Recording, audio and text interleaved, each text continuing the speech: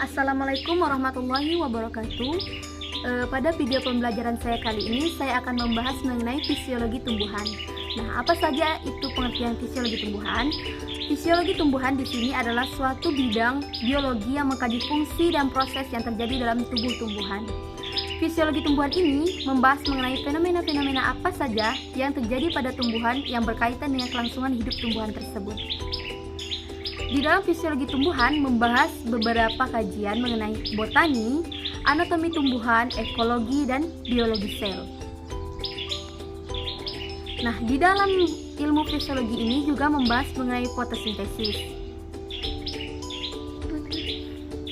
Nah, selanjutnya ada perkecambahan juga termasuk di dalam ilmu fisiologi, mulai dari biji sampai kepada perkecambahan, lalu sampai pada pembibitan, iritabilitas, dan selanjutnya saya akan membahas mengenai sel tumbuhan, apa saja yang terdapat di dalam sel tumbuhan.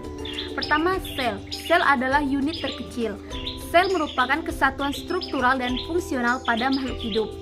Berdasarkan tempatnya, sel ada dua. Yang pertama, sel pada tumbuhan, dan yang kedua ada sel pada hewan. Pertama, sel pada tumbuhan. Apa saja sih yang terdapat pada sel pada tumbuhan tersebut? Salah satu contohnya yaitu plasma. Nah, sel tumbuhan mempunyai beberapa struktur khusus. Yang pertama ada dinding sel, vakuola, plasmodesma, dan kloroplas.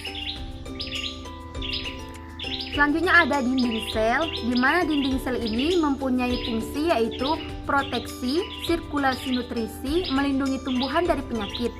Apa saja komponen dari dinding sel? Nah, ada beberapa komponen penting dari dinding sel. Pertama yaitu selulosa, lignin, kultin, suberin, dan zat lilin lainnya.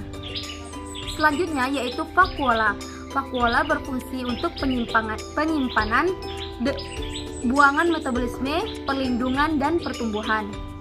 Selanjutnya ada plasmodesmata. Nah, di plasmodesmata ini ada dinding sel, sitoplasma, vakuola, jalur apolas melalui dinding sel, jalur simplas melalui sitoplasma, dan fungsinya adalah komunikasi antar sel. Selanjutnya ada kloroplas. Kloroplas di sini berfungsi untuk proses fotosintesis. Selanjutnya ada plastida. Nah, plastida ini bagian sel tumbuhan yang mengandung kloroplas dan terdiri dari kloroplas, krompas, dan elailoplas. Selanjutnya ada nukleus, berfungsi sebagai pusat aktivitas sel, pewarisan sifat, replikasi, dan sintesis protein. Nah, ada juga mitokondria atau produksi energi bagi oksidasi biologi sel. Ada juga lapisan kutikula. Biasanya lapisan kutikula ini berperan mengurangi penguapan. Setelah kita mengetahui bagian sel, ada juga di dalam ilmu fisiologi ini menjelaskan mengenai senyawa penyusun sel. Nah, tubuh tumbuhan tersusun atas senyawa organik dan senyawa anorganik. Fungsi senyawa tersebut yaitu penyusun komponen sel, bahan baku sintesis senyawa lain, dan keperluan metabolisme.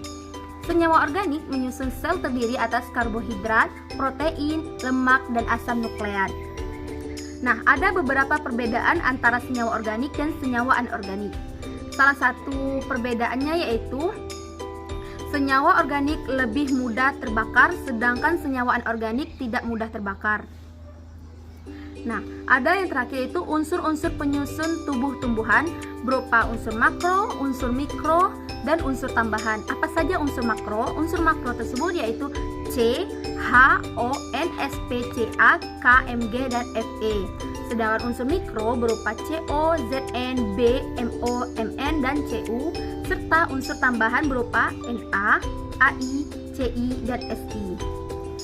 Fungsi beberapa unsur makro yaitu pembentuk protein, pembentuk asam nukleat, pembentuk protein, pembentuk enzim, dan pembentuk dinding sel, serta pembentuk klorofil sebagai katalisator. Nah, sekian dari penjelasan video pembelajaran saya. Mohon maaf jika terdapat banyak kekurangan. Assalamualaikum warahmatullahi wabarakatuh.